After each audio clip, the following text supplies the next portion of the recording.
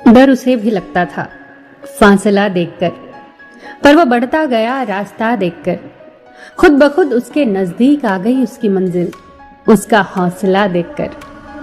बात तो हौसले की ही है, बात तो उस जज्बे की ही है जो हार मानने नहीं देता, जो बैठने नहीं देता, जो कहता है कि तुम कर सकते हो और तुम करोगे, बस बिना हार माने करते रहो, अपनी नजरों को अपनी मंजिल पर गड़ा कर करते रहो।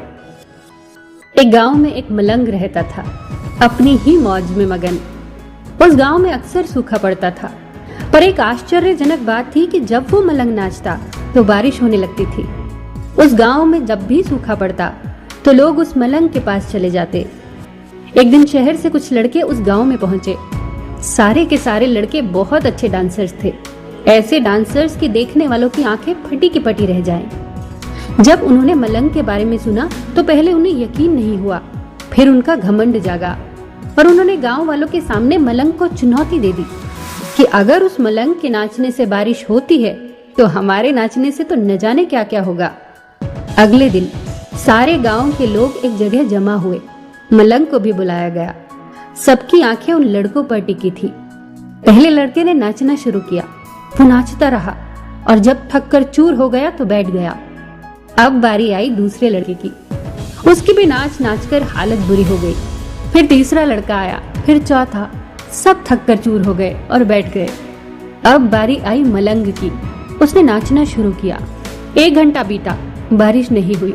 2 घंटे बीते, बारिश नहीं हुई, पर मजाल है कि मलंग रुक जाए। वो अपनी ही मस्ती में नाचता रहा। शाम हो गई, फिर रात पड़ गई, पर मलंग नाचता ही रहा। तभी अचानक बादलों की गड़गड़ाहट सुनाई दी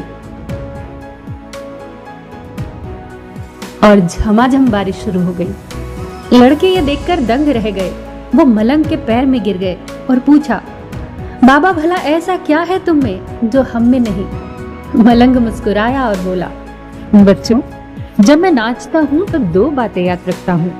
पहली ये कि अगर मैं नाचूंगा तो बारिश को होना ही पड़ेगा, और दूसरी ये कि मैं तब तक नाचूंगा जब तक कि बारिश हो नहीं जाती।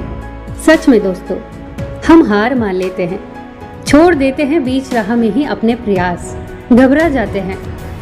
हमें जीवन में बहुत से ऐसे लोग मिलेंगे जिनके पास बहुत ज्ञान होगा, बहुत जानकारी होगी, बहुत स्किलफुल होंगे। वो उन्हें देखकर हम सोचने लगते हैं कि इस दुनिया में एक से बढ़कर एक लोग पड़े हैं, हमारे बस का कहां।